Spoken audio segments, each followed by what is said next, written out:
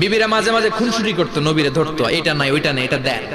একবার সব বিবিরা টাইট করে ধরছে, ও নবী, আয়েশার ঘরে যেদিন থাকেন সাহাবারা বেশি হাদিয়া পাঠায় কেন? আমাদের ঘরে যেদিন থাকেন পাঠায় না কেন? কালকে জুমার নামাজের পরে ঘোষণা দিবেন সবার ঘরে সমান সমান হাদিয়া।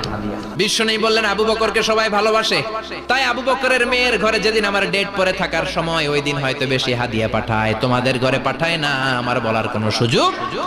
বিবিরা কয় না, আপনারে বলতেই হবে। নবী কয় আমি পারবো না, বিবিরা কয় পারবেন। ইন দ্য মিন টাইম দরজার পার থেকে কে যেন সালাম দিল, আসসালামু আলাইকুম ওয়া রাহমাতুল্লাহ।